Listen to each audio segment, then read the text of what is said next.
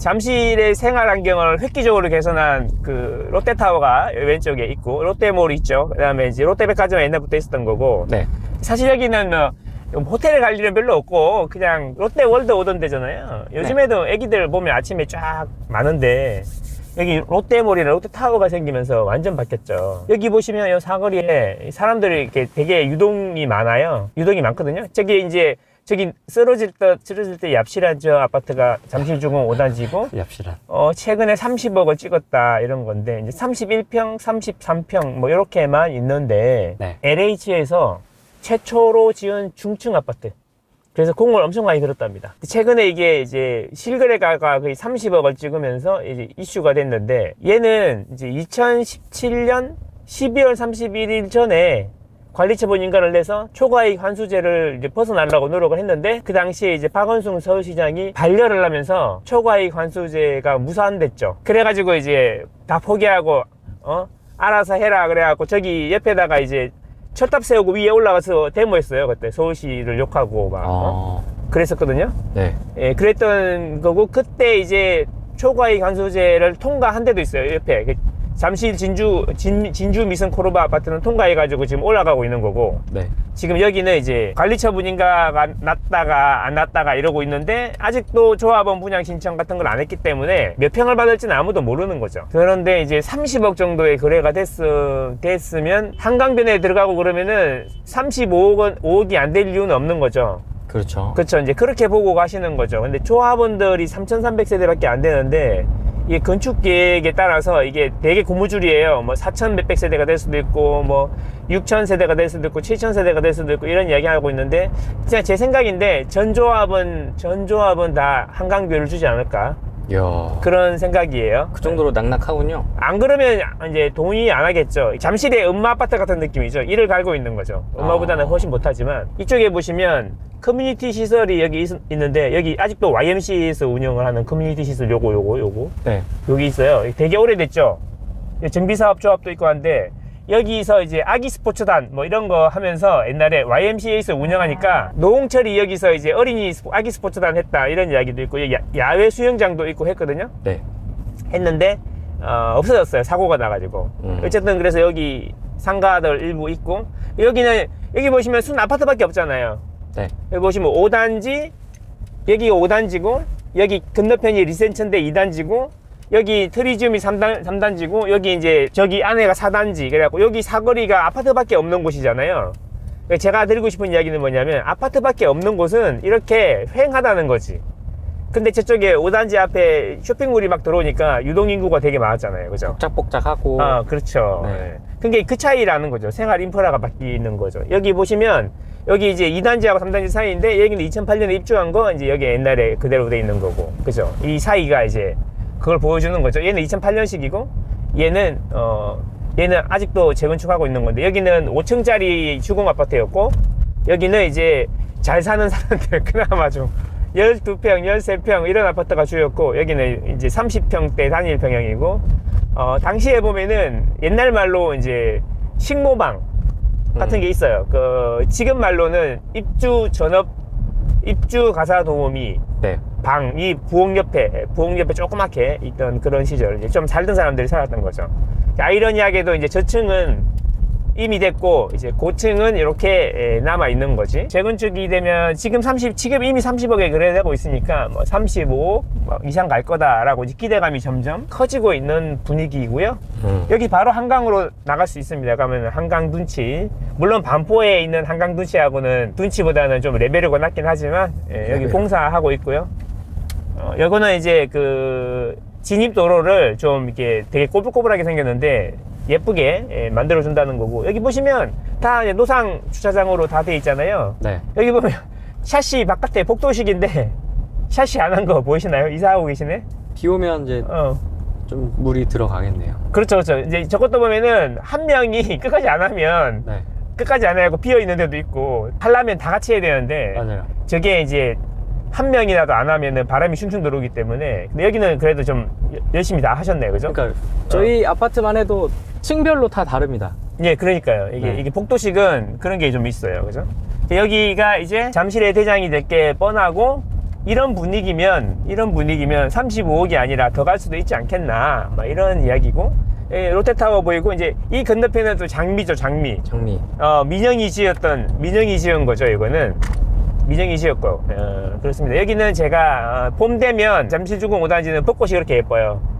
그래서 벚꽃 보러 오고, 가을 되면 이제 가을에 이제 단풍은 장미가 예뻐요. 그래서 양쪽으로 왔다 갔다 하는 거죠. 이 사이에 두고, 요거는 민영, 요거는 이제 주공에서 엄청 공을 들여줬다. 그리고 여기도 이제 신통기 그래갖고 열심히 달리고 있죠. 신통기도 달리고 있는데, 장미 아파트 같은 경우에는 지금 28사 기준으로 23억 4천? 5천? 이게 이제 매물 거기서부터 나오거든요. 네. 얘네는 거의 30억에 나오고 있고, 매물이. 저는 의외로 여기가 물론 저기 사거리에 붙어 있긴 하지만, 여기가 약간 뒤에 있긴 하지만, 요것도 비슷하게 가지 않을까? 그 한강에 접한 면적은 장미가 훨씬 더 길거든. 이제 여기는 거의 100% 조합원들은 한강뷰를 주지 않을까, 이런 생각이 드는 거죠. 그리고 여기는 이제 대형이 있어요, 대형. 옛날 대형 있고, 똑같이 옛날 대형, 부엌 옆에 입주 가사 도우미 방도 있고. 그러니까 옛날에 부자들이 사는 구조였다는 거죠. 사실 우리가 요즘에는 뭐 가사도우미를 쓰는 사람들이 많진 않잖아요. 특히 입주에서. 그치, 입주 가사도우미 쓰는 사람들이 많지 않은데, 이제 정말 옛날에는 부자들은 많이 썼으니까. 그쵸. 예, 그런 수요를 충족시키기 위해서 지었다고 보시면 되고, 여기 길 사이로 보면 이제 요게 이제 잠실 업무지구거든요. 네. 이거 보면 이렇게 다 빌딩들에 대기업도 많이 들어와 있고, 막 그래요. 직장 사람 진짜 많던데요? 점심 때 되면은 네, 진짜 많이 사람들이 쏟아져 나오는데, 이제 그게 문제야. 왜? 그게 왜 문제냐면, 왜? 점심 때 사람들이 쏟아져 나오니까 밥 먹을 데가 없잖아요. 맞아요. 그래서 이제 장미 아파트 상가에서 밥을 먹는 거죠. 근데 장미 아파트 상가에서 밥을 먹는데, 그 오래된 상가에 밥 먹으러 온 사람들이 많으니까 장사가 되잖아? 네. 그러니까 재건축에 반대하는 거죠. 장미 상가 식당가에 사람 진짜 많던데요? 그러니까. 그래서 이제 사람들이 이제 싫어하는 겁니다. 이 장사가 이렇게 잘 되는데 재건축하면 나가야 되잖아. 이게 몇 년이 걸릴지 모르잖아요. 네. 지금 뭐 잠내아라든지 잠실르 같은 경우에는 지금 6년째 나가 있거든요. 이주한 지 6년 7년 됐단 말이에요. 네.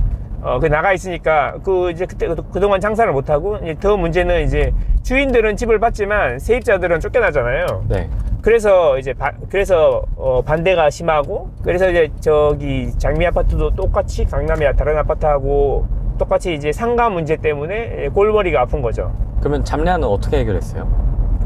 요거요? 잠내아? 네. 어떻게 상가를 해결한 거예요? 그때는 상가가 크게 이슈가 없었어요. 이제 이슈가 두 가지가 있어요. 요거는 약간 다른 이슈인데, 강남의 아파트 상가의 문제는 쓸모없는 상가를 사가지고 지분을 쪼개놓으니까 아파트 준다고. 네. 아파트를 달라는 문제고요. 아파트를 주세요. 우리 상가 조합원도 아파트를 주세요. 라는 문제고, 왜냐? 조합을 설립하려면 3분의 2 이상 동의를 받아야 되지만, 전체의 3분의 2 이상도 동의를 받아야 되지만, 각 동별로 50% 이상 동의를 받아야 돼. 근데 상가동도 한 동으로 친단 말이죠.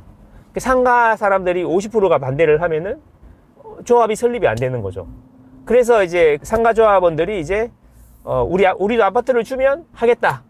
요렇게 되니까, 그거를 이용해서 사람들이 이제 지하에 보면은 옛날에 분양받았는데 넓고 상가 안 하는 거, 뭐 그런 거 있잖아. 거의 사용 안 되는 그런 거를 뭐 법인이나 이런 애들이 사가지고 쪼개는 거야. 이렇게 여러 개로 쪼개서 조합원 수를 확 늘리는 거죠. 그래가지고 이제 입주권이 나온다면서 이렇게 팔아먹는 거죠.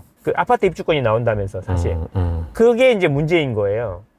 그래서 반대하고 자기들 의견을 관철시키려고 그러고, 이제 그런 게 문제이죠. 사실 둔촌 주공 아파트에서도 올림픽파크 프로연에서 그런 일들이 있었어요. 근데 이제 여기의 문제는 약간 다른 문제인 거죠. 여기는 장사가 너무 잘 되는 문제죠. 네.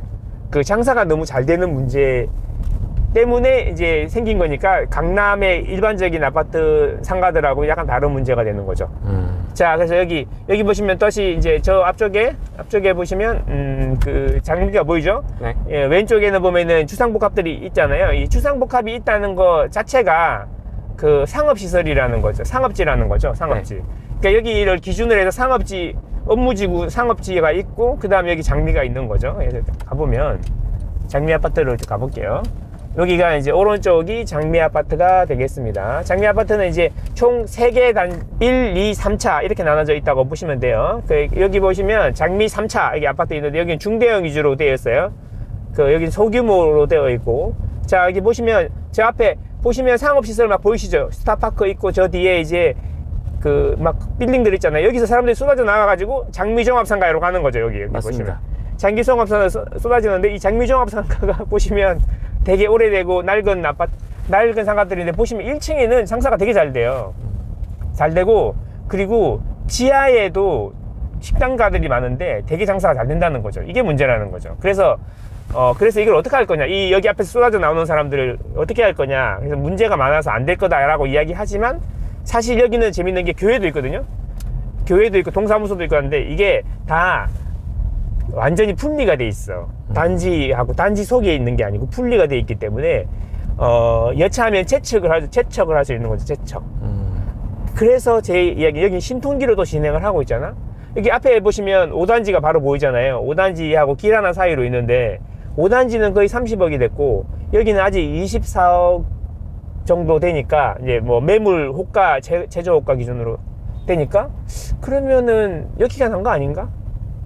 그치? 빨리 여기는 70층으로 되니까 주공 5단지는 70층으로 되는데 여기도 신통기 계획이 나왔으니까 일단 뭐 49층 뭐 이렇게 하겠죠. 그러면은 뭐 물론 여기가 앞으로도 더 비쌀 것 같지만 뭐 30억, 거의 전세 가격은 이제 거의 뭐 2, 3억 수준이니까, 그러면은 30억이라 그러면 내 현금 27억이 있어야 되는 거잖아요.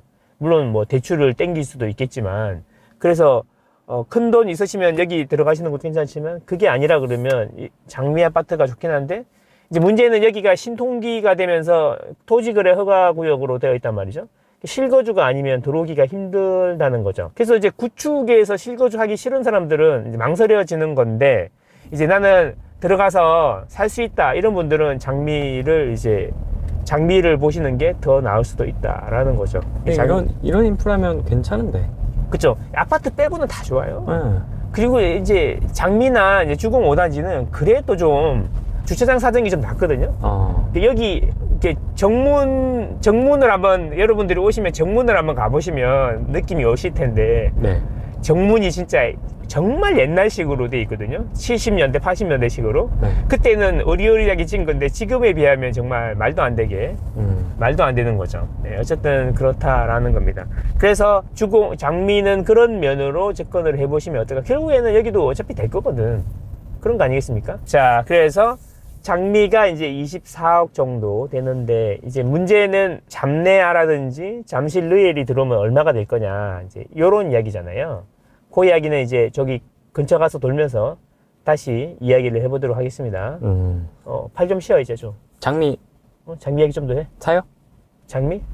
그치. 장미가 제일, 그러니까 그거는 이제 본인의 선택인데, 제 이야기는 그런 거죠. 30억이 있으면 잠실주공 5단지 들어가서 70층 이런데 어리어리한데 한강뷰 보면서 살면 되는 거고, 30억이 없다고 하면 둘 다 실거주 해야 되니까, 자 여기 들어오면 되는데, 아마 지금 토지거래 허가구역을 해제해 준다는 이야기가 있어요. 있는데 신통기는 해제를 안 해줄 것 같거든. 신속통합기획은 해제를 안 해줄 것 같아. 다른 것 때문에 해주는 대치동이라든지 청담동이라든지 대삼 청잠 뭐라 그러냐, 대잠 청삼이라 그러나, 거기는 이제 개발 이슈 때문에 한 거고, 여기는 신통기 때문에 한 건데, 서울시장이 지정하고 서울시장이 이제 결자 해지 하면 좋은데, 이걸 신통기를 해지할 수 있을까? 그거는 좀 욕을 많이 먹을 것 같거든. 그렇죠. 공공 재개발이라든지 공공 재건축도 신통기 토지거래 허가잖아요. 그거 이제 해제하기 쉽지 않을 거란 말이지. 투기 수요를 방지한다면서 이렇게 해놓은 건데요. 그걸 해제하기 쉽지 않을 거란 말이지. 그래서 여기는 신통기는 해제하기 좀 힘들지 않을까, 제 개인적인 생각인데, 어쨌든 실거주 해야 되는데, 이제 제 이야기는 실거주를 해야 되면 구축에서 나는 실거주 하면서 기다릴 수 있다. 이제 이게 되시는 분들만 들어올 수 있으니까 그런 허들은 좀 있죠. 나는 못 살겠다 그런 데는 그런 허들은 있죠. 근데 사실 인테리어 해서 살면 되는데 뭐 인테리어도 요즘에는 웬만하면 뭐 몇천만 원에서 1억씩 나오니까 그게 이제 문제인 거죠. 그렇습니다. 이제 여기가 잠실 르엘인데 엄청 많이 올라갔습니다. 우리 사무실에서 맨날 보는데 이 땅 팔 때부터 봤는데 여기는 지금 현재 잠실 르엘하고 그 옆에가 이제 그 진주 아파트인데 잠실 잡내야죠. 잡내야는 올해 6월에 입주 예정이 돼 있고 르엘은 올해 12월에 입주 예정이 되어 있는데 르엘은 아직 분양을 안 했고 잡내야는 분양을 했죠. 네. 분양을 했어요. 그래서 잡내야는 6천만 원 정도에 분양을 했죠. 그래서 저기 보시면 거의 한 단지 같이 이렇게 보이죠. 보이는데 대충 비슷하게 가고 있는 것 같은데 왜 6개월 차이인지 모르겠지만 일부러 이게 띄워놓은 것 같아요. 그래서 여기가 전체적으로 바뀐단 말이지. 이 둘 다 30평을 이제 받을 수 있는 거, 34평을 받을 수 있는 거는 분담금까지 감안하면 대략 이제 30억 조금 안 되게 거래가 이미 되고 있는 거죠. 이미 거래가 되고 있으니까 잠실주공 5단지는 여기보다는 좀 더 비쌀 거 아닙니까? 잠실주공 5단지는 이제 얘네들 시세 기준으로 보면은 35억은 그냥 갈 거다. 보수적으로 봐도 이제 그런 이야기가 되는 거고, 장미 같은 경우에도 잠실주공 5단지보다는 조금 낮게 형성이 되겠지만 그래도 얘네들보다는 비싸게 되겠죠. 여기는 이제 한강뷰를 보려 그러면 이제 일부 동에서 한강뷰가 나오겠지만 이제 장미가 들어와 버리고 하면 한강뷰도 안 나올 테니까 장미 같은 경우에 조합원이 되면 전세대 한강뷰 나오지 않을까 예상이에요. 왜냐하면 잠실주공 5단지보다 한강을 접하는 면이 훨씬 길어요. 장미가. 그래서 충분히 나오지 않을까 이제 그런 생각입니다. 그런데 장미는 이제 24억 정도면 들어갈 수 있으니까 좀 미래를 보고 들어가서 이제 안 돼도 뭐 살면 되지 뭐 이런 느낌으로 가면 그거 되지 않을까 생각했던 거고, 잠실 르엘이 또 분양을 어차피 할 건데 어차피 해야 되잖아요. 지금 일반 분양 안 했으니까 그 얘네가 분양을 하게 되면 얼마가 나올지가 일단 너무 궁금한 거죠. 얼마에 분양할지 잘 모르겠지만 얘네가 분양하면 또 여기 주변 분위기가 확 바뀌겠죠. 이미 여기는 30억을 넘어서고 있다라는 게 중요한 거고, 이제 문제는 올림픽 파크 포레온이 그제 기준으로 이제 27억 썰 26억 중반 썰 이런 이야기들이 나오고 있거든요. 아실에는 이미 등록이 됐던데 물론 취소할 수도 있겠지만, 그리고 25억에는 꽤 거래가 많이 되고 있단 말이에요. 지금 거래가 되고 있는 게 조합원 입주권이라는 이야기죠. 그러니까 크기가 27억이면 여기가 분담까지 합쳐가지고 어차피 얘도 6월달 입주고 12월달 올해 입주인데 그러면 2, 3억 밖에 차이 안 난다는 게 이제 좀 약간 용납이 안 되는 거 아닌가 그런 생각이 좀 들거든요. 그러면 이제 얘네는 좀 더 올라가야 되는 거 아닌가. 맞다면 여기는 잠실이고 거기는 강동이고 네, 그렇잖아요. 사실 여긴 잠실은 아니고 신천동이지. 신천동 파크리오랑 한번 같이 보시면 좋은데, 네. 그 장미 아파트 옆에가 이제 파크리오인데 예전에 이제 그 시형 아파트 였을 거예요. 5층짜리였거든요. 네. 그게 이제 5층짜리는 재건축이 아까도 보셨지만 빨리 됐잖아요. 잠실에 있는 1, 2, 3, 4단지, 뭐, 엘스, 리센츠, 트리지움, 뭐, 레이크 팰리스, 이런 것들은 빨리 됐고, 5단지는 아직 안 되고 있고, 장비도 아직 안 되고 있고, 잠실권에서 처음으로 중층 아파트가 재건축이 된 게 이제 잠실르엘하고 잠실르엘하고 이제 잡내야란 말이에요. 그죠? 이제, 그리고 나머지 이제 중대형들이 되고 있는데, 이 파크리오랑 장미 아파트랑 이게 마주보고 이렇게 있는데, 얘네가 지금 얘도 2008년에 입주했죠. 근데 신축 2008년 입주했는데 얘 가격이랑 지금 똑같아요. 얘도 23억 중반, 뭐 24억 이렇게 시작해요. 호가가, 스타트가 이렇게 그렇게 시작하니까 똑같단 말이지. 똑같아. 그죠? 똑같은 상태이고, 그리고 이제 파크리오 앞에 이제 잡내야라든지 이런 애들이 들어오고 있는 거니까 이제 보면 입지가 크게 다르냐라고 하면은 글쎄, 근데 얘가 24억, 얘가 30억, 그럼 6억 차이 난단 말이죠. 6억 차이. 그러니까 이제 2008년식하고 2025년식하고 15년 정도 차이 나니까 6억 정도 차이 나는데 20%에서 30% 사이로 이제 가격 차이가 나는 것 같아. 이제 요런 게 이제 공부가 많이 되는 거죠. 그러면 잠실에 있는 아파트들이 현재 27억 정도 하니까 거의 30억이라고 보면, 그러면 이제 잠실주공 5단지는 35억보다 더 올라갈 것 같은 그런 느낌이 되는 거죠. 그렇게 저는 판단하고 있습니다. 물론 뭐 70층이 돼가지고 실제로 들어오면 어떤 분위기일지는 나는 모르겠어. 어마어마하겠죠. 그러니까요. 네, 어마어마하겠죠. 벌써부터 두근두근 하는데, 자, 그러면 이제 파크리오를 한번 가보겠습니다. 파크리오는 이제 여기 옛날에 성내역이었는데 이름을 바꿨죠. 성내역 이미지가 안 좋다 그래갖고 잠실 나루역으로 바꿨죠. 나루라는 이야기는 이제 한강에 붙어 있었으니까 나루였겠지. 여기는 또 여기 장미 전철상가라고 또 저기 있어요. 아까 거기 크게 있는 장미 상가랑 여기 전철상가 있는데 혹시 문제가 되면 채측하기 좋겠다. 잘 돼 있어요. 사람들이 장미 이야기만 하면 항상 저 상가 문제를 어떻게 할 거냐 이런 이야기 하고 있는데, 상가가 문제를 제기하게 되면 결국에는 제일 마지막에는 채척이라는 수단으로 가는데 판결을 받아야 되는 거잖아요. 근데 그 채척이 되려 그러면 채척하기 좋게 돼 있어야 돼요. 뭐 지본으로 분리가 돼 있거나 아니면 물리적으로 분리가 돼 있어야지 채척하기가 좋거든요. 한가운데 있으면 채척을 해도 그 들어오는 길을 만들어 줘야 돼요. 길을 막을 수가 없거든요. 그러면 그게 또 아파트에서 빠지잖아요. 그런 문제가 있죠. 근데 여기는 채척하기 좋게 돼 있기 때문에 그렇다. 여기가 이제 그 파크리오인데 안으로 길게 보시면 엄청 길게 돼 있단 말이죠. 근데 이분들이 전부 다 일로 와가지고 이 상가를 이용하게 돼 있어요. 그래서 이 상가가 너무 잘 되는 거야. 단지 수에 비해서 상가도 많지도 않고 너무 잘 되는 거야. 그래서 야, 난 이거 보고 여기 그때 상가를 했어야 되나?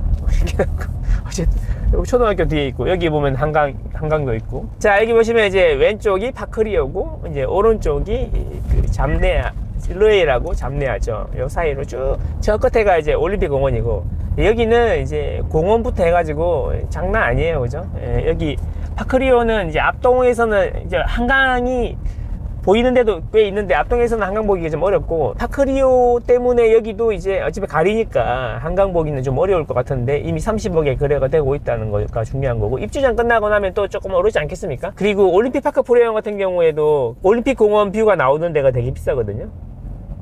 비싸거든요. 그래서 여기도 올림픽 공원은 보이긴 한데 모르겠습니다. 예, 이게 파크리오가 엄청 커요. 6,000세대가 넘어간단 말이야, 이게. 네. 그래가지고 6,000세대가 넘어가고 잠실에는 전부 다 단지들이 사이즈가 다 크니까 그런 장점이 있죠. 아파트들이 막 단지수가 커가지고 맨날 신문기사에 나오는 게 단지수가 크니까 이제 자기가 원하는 기사 논조를 이제 대변하는 데이터를 뽑기 좋잖아?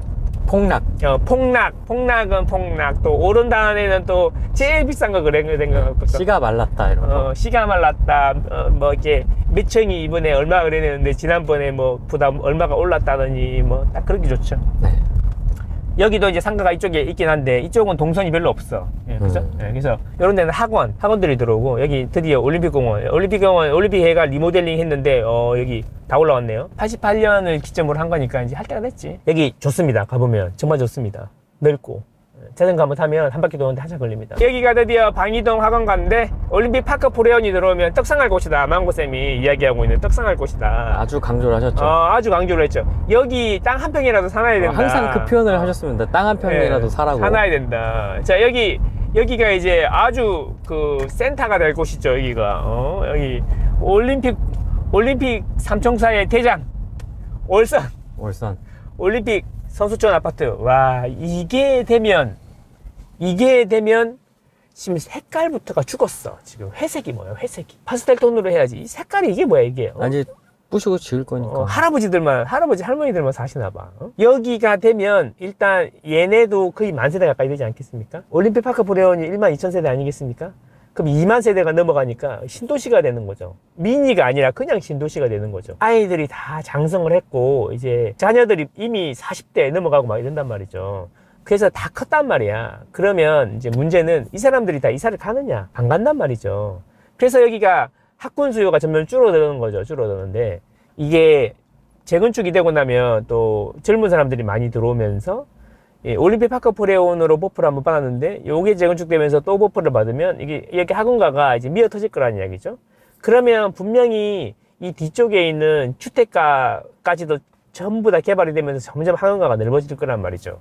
그러면 애들이 많이 오면 롯데리아부터 떡볶이집도 될 거고 이런 식으로 이제 점점 커질 거다. 이제 상가 같은 경우에는 뭐 1, 2년 갖고 있다 팔고 이런 게 아니잖아요. 예, 그런 느낌이다. 그래서 제가 강조를 많이 했던 거고, 올림픽 파크 프레온이 불러올 나비 효과 뭐 이런 거죠. 집중하고 있는데 모르겠어요. 이게 입주 이제 지금 정신이 하나도 없는데 입주가 아마 올 봄 정도면 봄 지나면 마무리가 되지 않을까 싶은데, 그때부터 이제 그 엄마 따라온 애들이 어떻게 될 건지 이렇게 되게 중요한 포인트가 되겠죠. 그리고 실제로 입주율이 높대요. 입주율이 높고 전월세 매물이 뭐 많이 등록되어 있는 것 같은데 이제 그 사람들이 방구석에서 주둥아리 이게는 입 전문가들이 많잖아. 입 전문가들 한번 와보지도 않고 올림픽파크 프레온 이야기하는 사람 중에 여기 와본 사람이 몇 분이나 될까요? 그렇죠? 와보지도 않고 이야기하는데 매물이 중복 제거하면 아직도 2,000 몇 개가 있다. 전세가 미쳤다 막 이런 이야기 하잖아요. 댓글도 있었습니다. 그게 그거를 와봤어? 아니 전화라도 해봤어? 나는 어이가 없다니까. 지금 이문휘경 쪽에도 엄청 입주가 많잖아요. 거기도 전세 등록이 많이 돼 있거든요.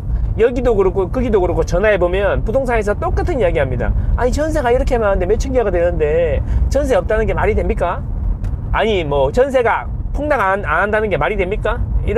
약간 이런 뉘앙스의 질문을 하면 다 뭐라고 하냐면 사장님 여기 부동산이 몇 개인지 아세요?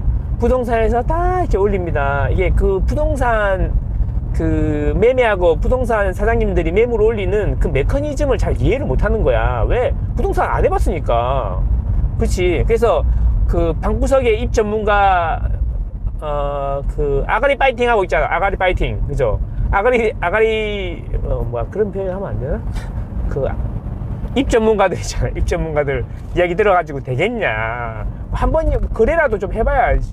그 부동산들이 입주장에 매물을 많이 확보해야지 장기적으로 그 먹고 살 만한 기반이 마련이 되는 거예요. 그런 걸 이해를 해야 돼요. 뭔 소리냐면 입주장 때 전세든 매매든 최대한 많이 해놓으면 그분들이 나중에 주인이면 전세 내놓거나 팔 때도 거기다 보통 의뢰를 하고, 그리고 전세를 구했던 사람들도 나갈 때 거기다 내놓거나 그럴 거 아니에요. 그리고 일단 매물을 일단 많이 올려놔야지 사람들이 매물이 많아야지 눌러보고 전화를 하게 되잖아요.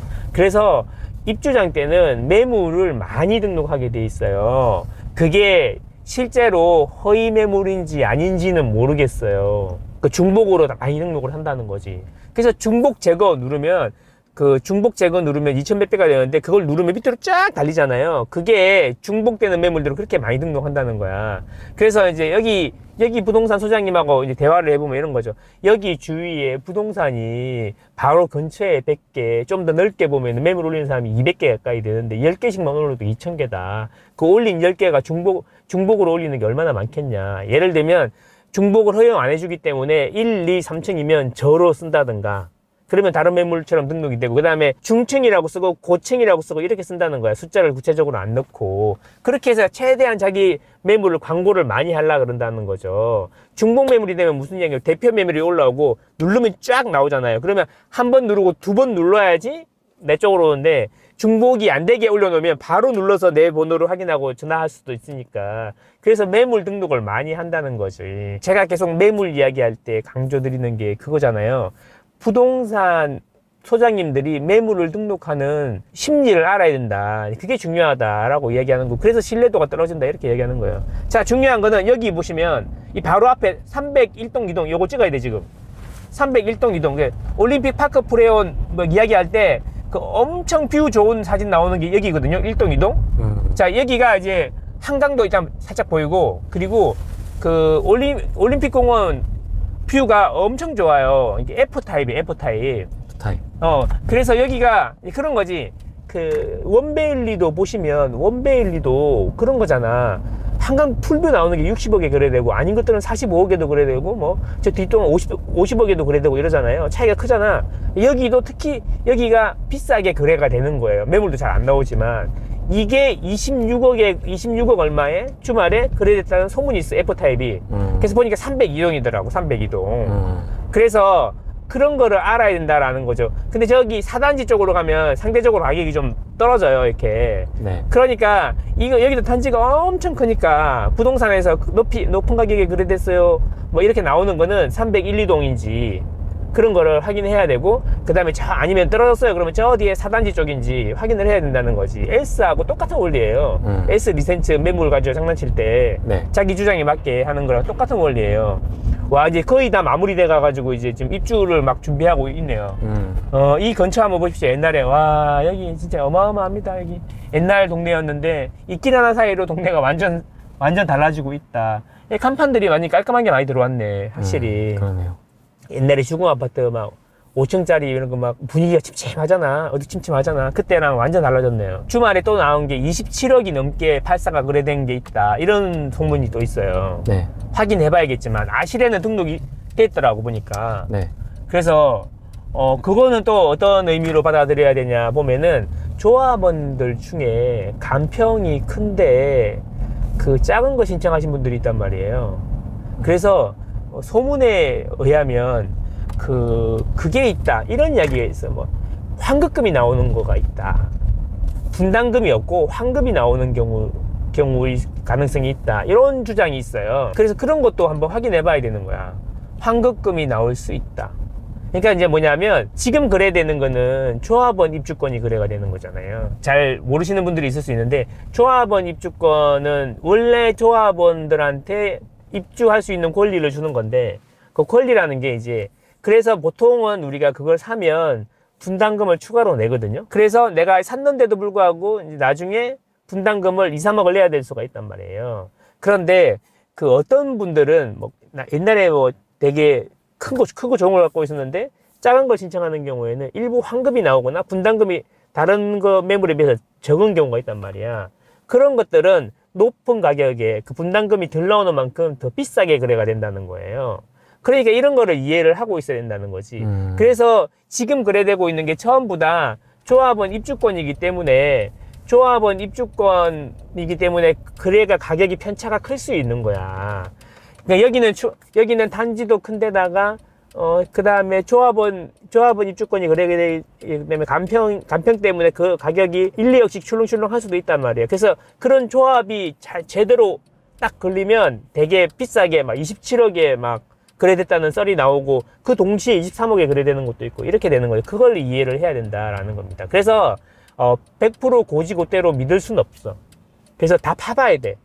실제로 그게 뭐 어떤 사정이 있는 건지 다 파봐야 되는 거죠. 다 등기가 끝나고 일반 분양 받았던 사람들 뭐 끝나고 막 정상이 다 끝나가지고 이제 환급금 받을 거 다 받고 뭐 분담금 낼 거 다 내고 그러면 그때부터는 이제 우리가 생각하는 일반적인 아파트의 거래처럼 되니까 믿어도 돼. 신뢰감이 더 올라가는데 근데 이제 엘스나 리센츠처럼 대단지들은 막 한강뷰 나오는 거하고 안 나오는 거하고 가격 차이가 큰 것처럼 크잖아요. 근데 여기는 12,000세대니까 얼마나 심하겠어요. 저기 4단지 같은 경우는 아무래도 이 앞쪽 단지보다 이 정면 보시면 저기 보면은 저게 판상형도 아닌데 되게 비싼 게 뭐냐면 저기가 올림픽 공원 풀뷰가 나오거든요. 게스트하우스 있는 동이란 말이야.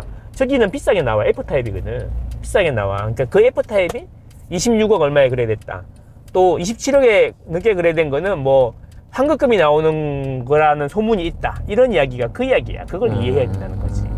그래서 무턱대고 27억에 거래됐으니까 와 27억이다. 이제 막 이 하락론자들 보고 있냐 막 이런 이야기. 물론 그렇게 이야기할 수도 있지만 항상 조심해야 돼. 여기 안에 한번 들어가 볼까? 이거 뭐 이렇게 안 막는 것 같거든 지금. 한번 가볼게요. 네. 다 열려 있어. 지하 주차장 들어가면 미로에 빠집니다. 아니 앞에 한번 찍어봐봐 이거.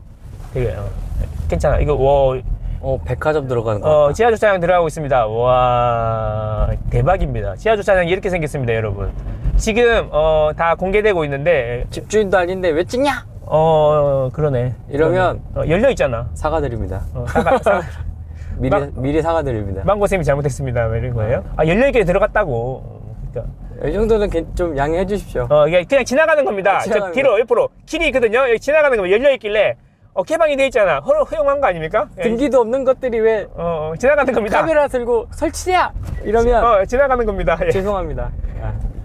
다 열려 있으니까 허용한 거잖아 주인이. 그냥 여기가 요 길이 4단지예요. 네. 4단지고 여기가 1, 2, 3단지예요. 뭐 매물이 여기밖에 없으니까 네. 뭐 그 뷰 좋아하시는 분들은 뭐 이렇게 4단지, 여기 3단지 요 사이에 이제 2차선 도로가 있는 거죠. 지난번 저 대로변으로만 저희가 보여드렸는데 그렇죠. 안에 들어와 보니까 이런 상태입니다. 안에 초등학교가 2개 있습니다. 위례 초등학교랑 무슨 초등학교나 이름이 생각 안 나는데 초등학교가 2개가 있어요.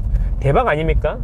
어린이들 수요가 어마어마. 여기 이제 동북중고등학교는 옛날부터 있던 데고, 그러니까 이 안에 들어오면 이제 그 잠실의 대낮이처럼 초중고 나갈 일이 없는 거죠. 그러면 나갈 일이 없기 때문에 이제 그런 매물이 좀 잠기는 그런 게 있어요. 이 안에서 모든 게 해결이 되기 때문에 딱히 우리가 무리해서 나갈 필요도 없고, 중고등학교 다니는 애들을 이사시키기는 또 쉽지가 않잖아. 그래서 한 번 오면은 이제 잠기는 거죠. 예, 그런 효과가 있어요. 잠실도 그렇고. 엘스 리센츠, 트리지움, 레이크 팰리스 있는데, 이제 엘스 리센츠는 초중고가 다 있는데, 물론 고등학교를 거기 내에 있는 걸 가진 않지만, 초등학교, 중학교가 되게 중요하잖아요. 그 안에서 친구들도 만들고, 유치원, 어린이집부터 이렇게 가서 올라가는 건데, 트리지움하고 레이크 팰리스는 초등학교를 졸업하면은, 버들쳐 졸업하고 이러면은 중학교가 없어. 그래서 이제 외부로 나가야 되거든.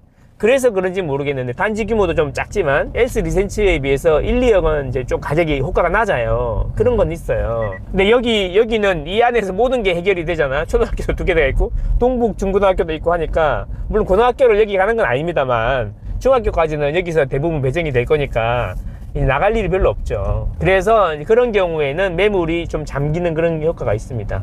자, 여기 건너편에 보시면 올림픽 선수촌 아파트랑 이제 마주보고, 여기는 9호선 라인이에요. 9호선 라인. 9호선, 여기 9호선이거든요. 그래서 9호선 출퇴근하시는 분은 이쪽을 좋아한다는 썰이 있고, 그 다음에 아까 우리 저 앞쪽은, 돌았던 데는 앞쪽은 또 5호선 라인이에요. 5호선. 그래서 5호선 라인 쪽은 이제 출퇴근하셔야 되는 분들은 이제 5호선을 좋아한다는 썰이 있어요. 이제 5호선은 아무래도 이제 우리 옛날에 시내, 서울 중심, 광화문. 센트럴 쪽으로 가는 거고, 이쪽은 이제 강남 가는 거잖아요. 강남이랑 여의도 가는 거잖아요. 그죠? 업무 중심으로 가는 거고. 그런 차이가 있죠. 근데 중구 쪽에도 사실 강남 그러는데 중구 쪽에 대기업 본사가 훨씬 더 많습니다. 이상우님의 책에 보면은 광화문 쪽 이쪽에 대기업이 더 많다, 이런 책도 있거든요. 데이터 가지고 하는 거니까 그렇다라는 거죠. 그래서 의외로 이제 5호선을 좋아하시는 분들 많더라. 9호선도 있지만. 근데 이게 여기 9호선은 좀 많이 돌아가요. 물론 급행 타면 되죠. 자, 여기랑 이제 올림픽 선수촌이랑 같이 되면 얼마나 좋을까, 이런 생각이 들고, 여기서 이제 타면 방이동까지 지하철 하나면 가는 거죠. 전화도 잠깐만요. 사장님, 제가 한 1시간 정도 뒤에 전화 드릴게요. 부동산에서 전화고, 방이동 쪽으로 이제 이야기를 해보겠습니다. 중요한 거는 26억, 7억 거래됐다 그래서 그거를 고지고대로 믿으면 안 된다. 이게 핵심 포인트다라는 겁니다. 그러네요. 그게 이제 사연을 봐야 된다. 그렇지. 여기는 대략 25억 정도, 지금 현재 입주권 25억 정도, 잠실로엘은 29억 후반대, 이렇게 보시는 게 맞겠다, 이렇게 보시면 되겠습니다. 자, 이제 방이동 쪽으로 한번 가볼게요. 요즘에 관심은 많이 없지만 올림픽 파크 프레온이랑 잠내아가 분양을 하면서 요즘에 이제 관심이 점점 많아지고 있는 오금동하고 방이동입니다. 한번 볼까요? 오른쪽에 이 아파트 약간 이렇게 건물들 보이잖아요. 이 뒤쪽에 학원가들이 집중되어 있고, 그 다음에 여기 이제 차선이 크기 때문에 이제 그걸 이렇게 학원 버스를 많이 운행을 해요. 길이 워낙에 넓어가지고 대치나 이런 데는 이제 학원 버스가 없으니까 라이딩을 해야 되잖아요. 이게 학원 버스가 많이 다니죠. 이 뒤쪽으로 학원들이 이제 많아요. 어차피 여기서 중요하고 어려운 문제는 대치동까지 알아서 가겠지만 애들이, 그거 외에는 여기서 웬만한 것들이 다 해결이 되죠. 그래서 이제 여기서부터 방이동, 오금동 아파트 단지들이 있는데, 여기가 왜 학원가가 만들어졌냐면, 일단 기본적으로 주택가가 있어야지 학원가가 들어오기가 좋거든요. 주택가들도 있고, 중요한 거는 여기가 옛날부터 중대형이 많았어요. 올림픽 선수촌 아파트 같은 경우에도 중대형이 많잖아요. 여기 중대형이 있고, 근데 올림픽 선수촌 주변에는 뒤쪽으로는 그린벨트고 앞에는 공원이니까 학원 들어올 데가 없잖아요.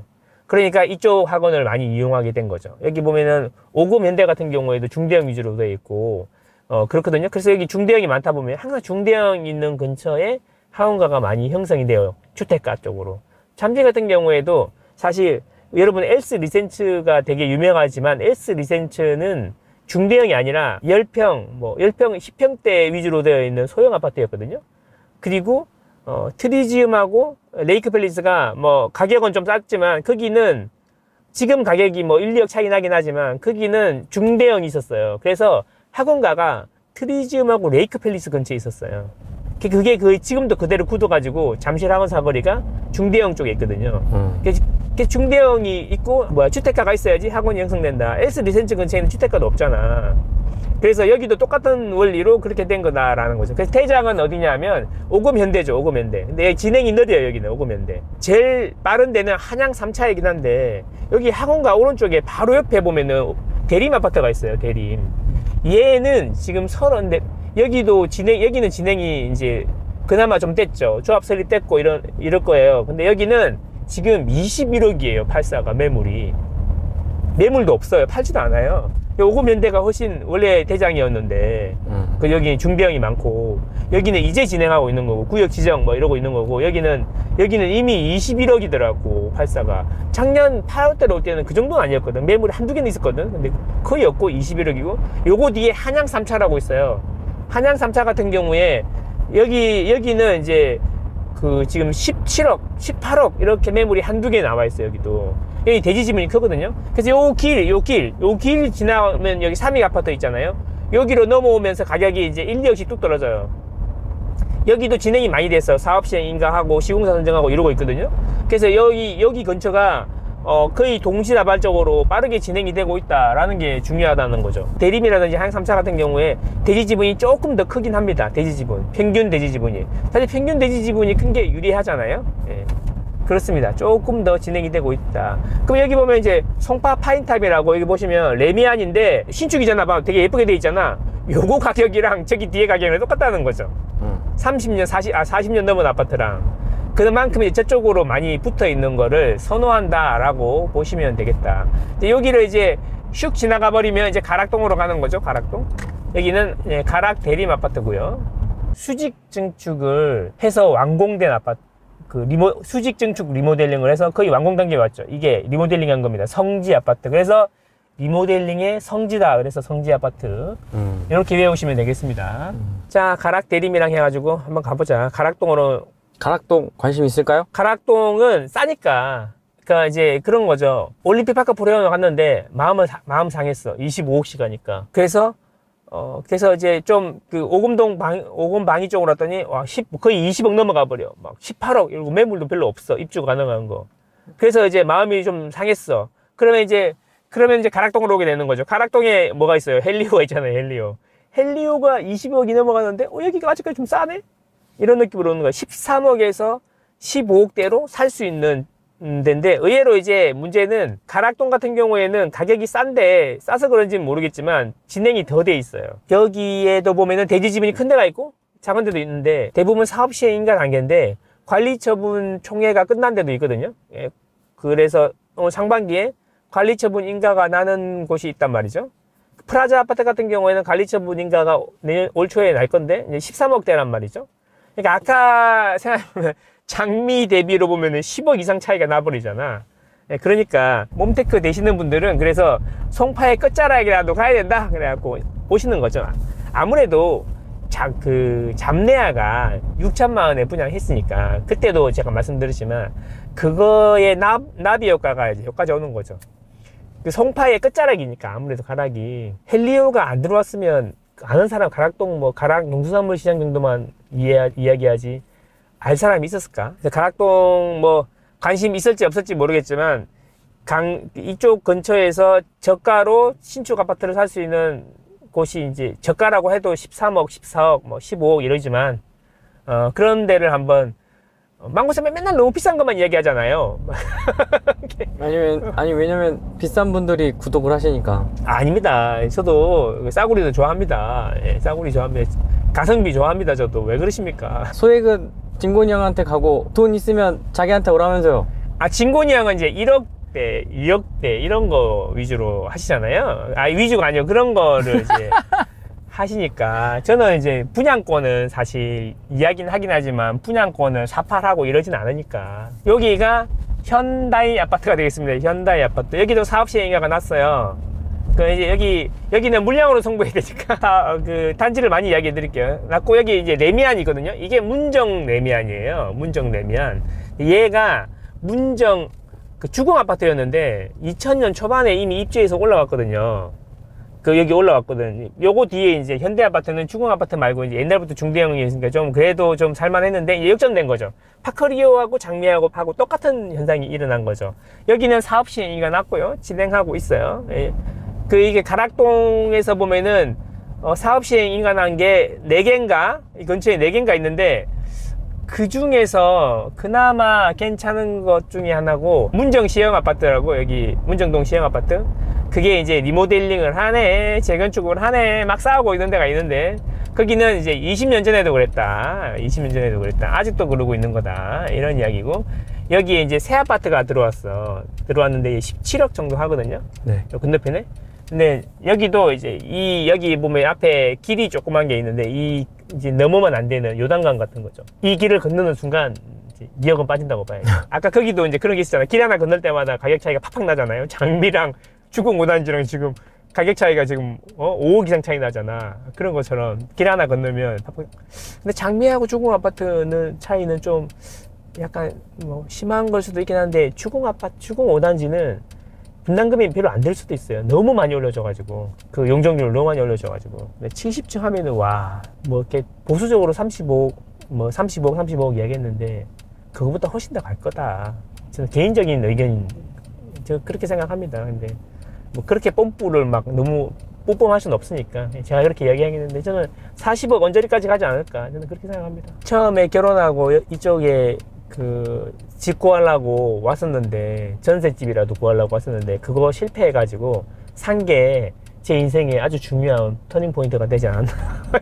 그래서 여기 왔다가 그 전세를 안 구하고 집을 산 게 인생의 터닝 포인트가 되지 않았나. 여기 보면 힐스테이트 이편한 세상 여기 들어왔잖아요. 이제 요게 새 아파트예요. 요게 이제 입주했거든요. 17억 뭐 이렇게 이러는 것 같아요.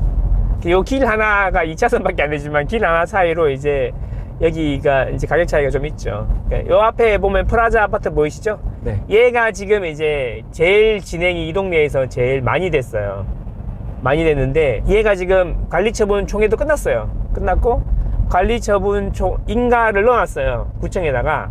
이제 그게 아마 봄에 나올 것 같긴 한데, 물론 여기 조감도는 보면은 뭔 브릿지냐?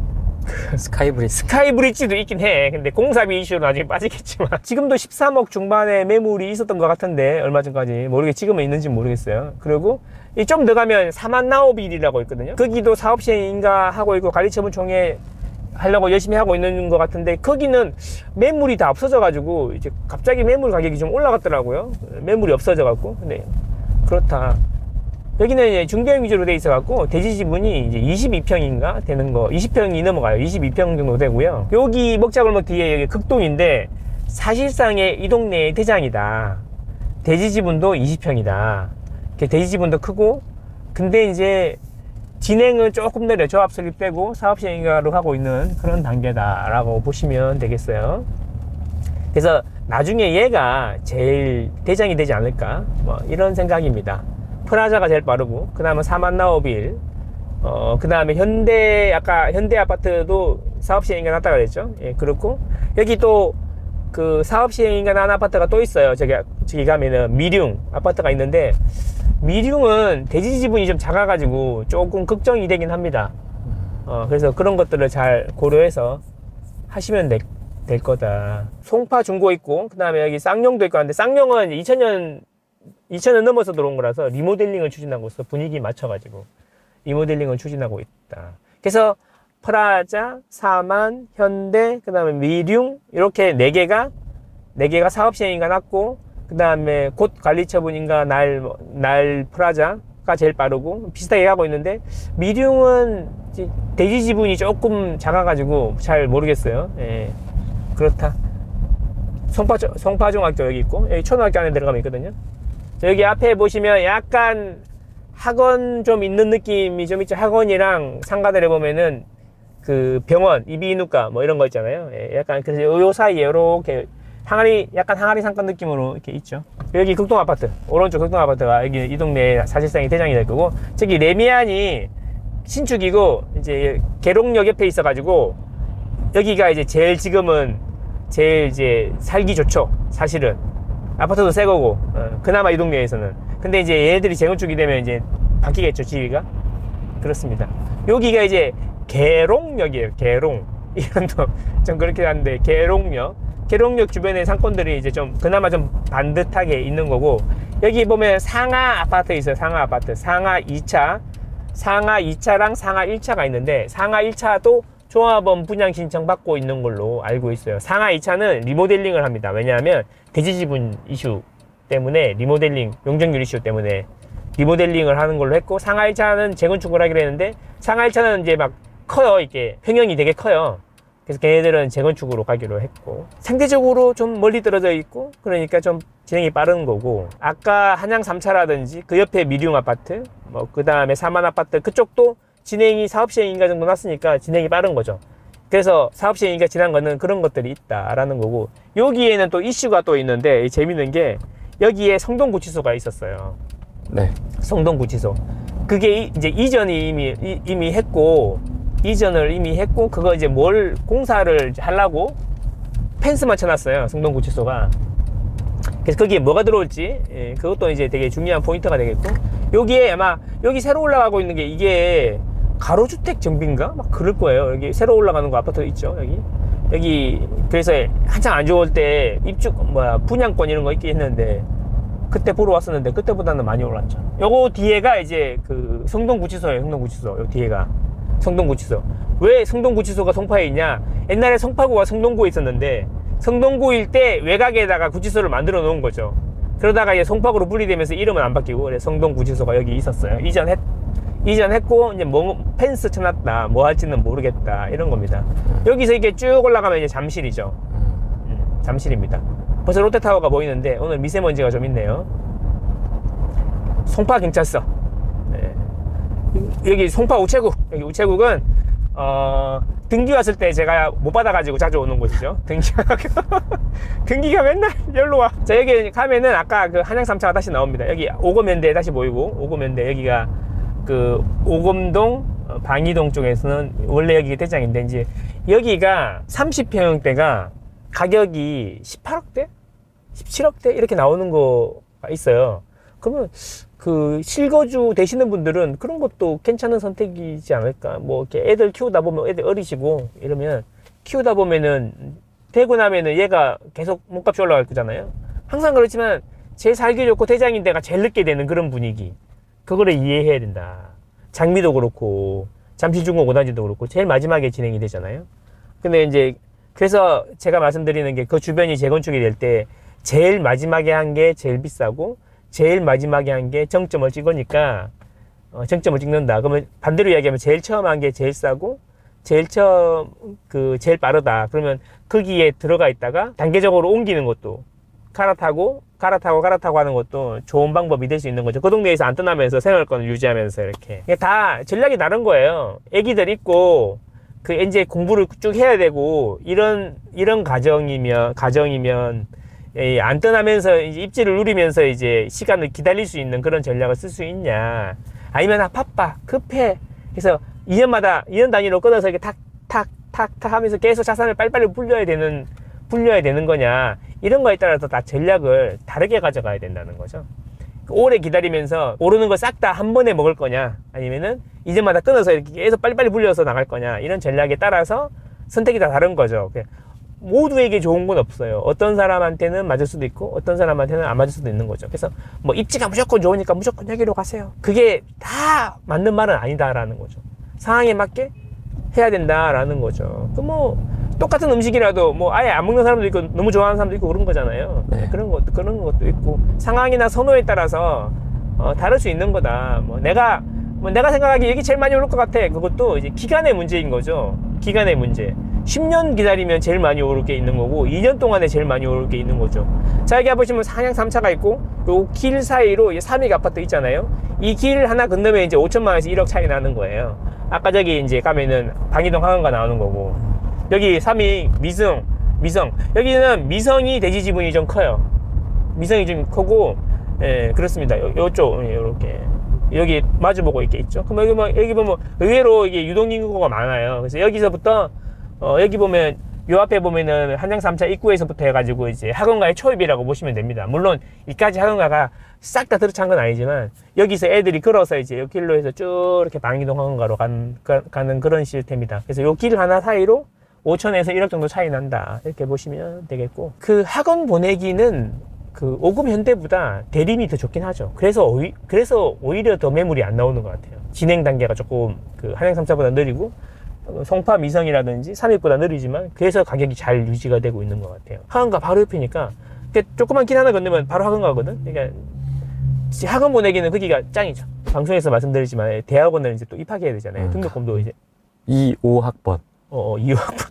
우리 딸내미랑 학번이 똑같아요. 그래서 어디 갔냐, 망고쌤. 한양대 갔다고 얘기했잖아. 아, 한양대라고 뭐? H라고 그래야 그런가? 네. 한양대학교 합격했습니다. 네. 대학원에. 그래서 모르겠어요. 그게 공부를 할지 인맥을 쌓을지 둘 다 할지는 잘 모르겠지만 공부하실 것 같은데요? 아, 그래요? 그래서 그런 것도 있고 그 다음에 이제 개인적으로 좀 공부하고 싶은 게 있었어요. 그래서 요즘에 어제는 하루 종일 그것만 했는데 확률 통계 이런 걸 이야기, T 검정 이런 거 있잖아요. 아무래도 데이터 만지니까 툴을 써가지고 하니까 아무래도 한계가 오는 거죠. 공식만 외워서 하는 것 같고, 미분적분 공식만 외우는 것 같고, 원리는 리미트 시그마 이런 거 있잖아. 그런 거의 의미라든지 이런 거에 대해서 좀 배우고 싶은 거죠. 그래서 자체적으로 혼자 공부하고 있습니다. 이제 뭘 하고 싶으냐 하면은 이제 그런 거죠. 전문적으로 좀 해보고 싶은 거야. 예를 들면 2024년 집값이 올랐다고 하는 건 착시 현상이다. 그런 소리 하는 사람들 있잖아요. 내가 봐도 올랐는데 그러면 그걸 반박을 해야 되잖아요. 네. 그래서 옛날에는 봐라 이거 실거래가 돌려보니까 뭐 올랐잖아. 뭐 아파트 올랐잖아. 뭐 어디가 올랐다는 거야.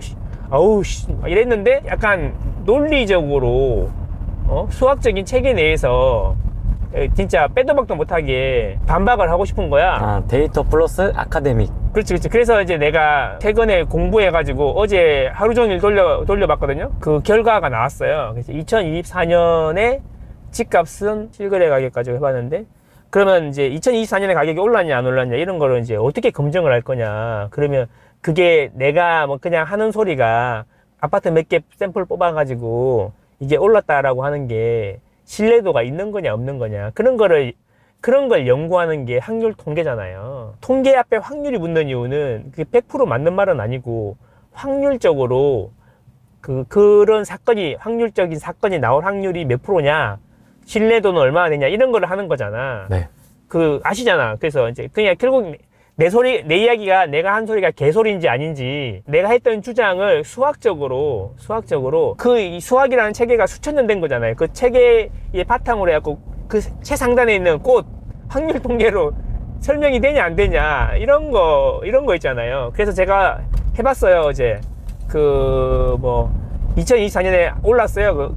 그러면은 2024년 1분기에 실거래가 된 아파트가 있을 거 아니에요. 그 가격이 2024년 4분기에 실거래가 됐다면 그 가격 차이가 얼마인가? 그러면 이 정도면은 2024년에 올랐는지 안 올랐는지 검증을 할 수 있는 데이터가 돼야 되는 거잖아요. 그래서 잘 알겠지만 기무과설이 있고 대립과설이라는 게 있지 않습니까? 어려운 말로. 그러니까 내가 만약에 집이 올랐다고 표현을 한다면 그게 맞는 것인가? 안 맞는 것인가? 우리 집은 내렸는데? 이런 사람도 있잖아요. 네. 예, 그런 거를 이제 어제 검증을 해봤죠. 검증해봤는데 결과적으로 이야기하면 정규 분포를 따르지 않기 때문에 비모수 검증을 했고요. 결과적으로 말하면 서울 아파트는 2024년에 7에서 8% 정도 올랐다. 실거래가 기준으로 올랐다 말하면 95% 정도의 신뢰도가 있다. 신뢰도가 있는 말이 되는 거다. 기무과설은 95% 정도의 신뢰도로 채택이 됐다. 기각할 수 없다. 이렇게라고 표현할 수 있다. 좀 어려운데 아직 이제 공부 시작한 거라서 고등학교 때 배운 거 있잖아. 확률 통계, 분산, 표준 편차 뭐 이런 거 있잖아요. 그런 것들을 이제 고등학교 때는 사실 외우잖아. 문제 풀기 위한. 시험 보려고 외우잖아. 선생님이 그 확률 통계를 몽둥이로 때려가면서 나 사실 그때 옛날 사람이랑 맞으면서 있잖아. 외우라고. 맞아요. 너 일어나봐. 말해봐. 나와. 밖으로 나와. 그 뒤에 나와. 그 뒤에 나와. 7번, 17번, 그렇지. 27번. 그 뒤에 챙겨오지. 그러면 왼쪽. 이렇게 폭력적이던 시대 있잖아. 그런 시대에 배운 거라. 야만의 시대. 야만의 시대였죠. 진짜 야만의 시대. 밤에 집에 안 보내주고 공부시키고. 맞아요. 학원비는 안 들긴 했는데 야만의 시대였지 사실. 지금 이런 이야기 하면은 진짜 애들이 학을 때릴 이야기이긴 하지만 실제로 그랬잖아요. 저 때도 그랬습니다. 그렇죠. 야만의 시대에 배웠는데 그때 만약에 우리 수학 선생님이 야 정규 분포라는 게 있는데 얘들아 정규 분포는 이런 거야. 평균을 중심으로 대부분 평균 주위에 있다는 걸 이야기하는 거야 라고 이야기했으면 좀 더 내가 발전적인 좀 더 확률 통계를 좀 더 사랑하지 않았을까. 그치. 그나마 이제 적부는 얘들아 넓이를 구하는 거야. 넓이를 구하는 건데 뉴턴이랑 프랑스의 학자가 서로 편지로 자기들의 주장을 이야기하면서 나온 게 미분적분이야. 네. 그래서 미분은 속도를 구하는 거고 적분은 넓이를 구하는 거, 면적을 구하는 거란다. 이런 식으로 이야기해줬다면 람보르기니가 지나가네? 이런 식으로 이야기해줬으면 좀 더 많은 사람들이 수학을 포기하지 않고 좀 수학적인 사고를 하지 않았을까. 결국에는 그래서 제가 이제 유튜브를 최근에 또 보니까 여전히 하락론자들이 많고, 그 다음에 2024년 3년 4년은 집이 올랐다는 것은 착시 현상이고 착각이다 이렇게 이야기하는 사람들이 많아갖고, 그거를 이건 내가 그냥 잠시 아재 이야기로 이게 올랐다 이렇게 이야기하는 것보다는 통계를 가지고 근거를 가지고 이야기하는 게 맞겠다 싶어가지고 그걸 한번 저번 주 내내 한 거예요. 틈날 때마다 밤에 잠 안 자고. 그 R이나 뭐 SPSS 이런 걸 안 하고 그냥 파이썬으로 직접 짜가지고, 파이썬이라는 언어를 배워서 짜가지고 해봤거든요. 네, 해봤어요. 그래서 이제 해보니까 야 많더라. 막상 이렇게 그냥 프로그램을 짜면 금방 나오는데 이거 원리를 알고 하려고 그러니까 이렇게 그거를 평생 그것만 공부하는 사람들도 있잖아. 네. 사실 근데 우리는 이제 실무적으로 이제 우리는 쓰는 방법을만 하면은 금방 되는데 이해하려면서 하니까 오래 걸리더라고. 공부하고 있어요. 재밌더라. 그래서 그 부트스트랩 방법으로 이제 또 한번 해봤죠. 네, 오른다 내린다는 그게 제일 좋은 것 같아가지고 그 확실한 방법인 것 같고, 방법론이 여러 개 있는데 그 방법론이 데이터라든지 상황에 맞춰가지고 다 해야 되는 거잖아. 그래서 이제 부트스트랩 이름이 맞을 거야. 그 방법론으로 했죠. 네가 만약에 2024년 1분기에 거래된 아파트, 거래되고 2024년 4분기에 거래된 아파트가 있는데 그 차액, 얼마나 올랐는지 증감률을 적어 놓은 모든 공을 박스에다 넣어놨을 때, 그거를 만약에 네가 아무거나 하나 뽑았을 때 95%의 확률로 그 공은 아마 7%나 8%가 올랐을 것이다. 올랐다고 적혀 있는 공일 거다. 그렇죠. 라는 거죠. 그렇죠. 그렇게 해서 이제 검증을 했죠. 그러니까 제발 2023년은 6에서 7%, 2024년은 7에서 8%였다. 결론적으로 서울 아파트가 그렇다는 겁니다. 그러니까 제발 집값 내렸다고 이야기 좀 하지 마. 진짜 돌아버리겠어 진짜. 이런 거를 내가 하고, 물론 여러분들 덕에 내가 공부를 진짜 되게 많이 하던 수학 공부까지 하고 있다. 저는 그냥 진실이 궁금한 거죠. 개멜스 같이 선동하는 사람들, 물론 내가 증명을 했을 때쯤이면 사람들은 모두 잊어버렸겠지만 그래도 제 이야기를 듣고 싶어서 기다려 주시는 분들이 계시는 것 같기도 하고, 그 다음에 뒤늦게라도 내가 증명을 해줬을 때 좋아하시는 분들이 계시는 것 같기도 해서 해보는 거고, 그냥 내가 취미로 하는 거예요. 취미. 재밌잖아요. 저는 제 취미가 그렇다는 거죠. 되게 이상한 취미지만 확률 통계.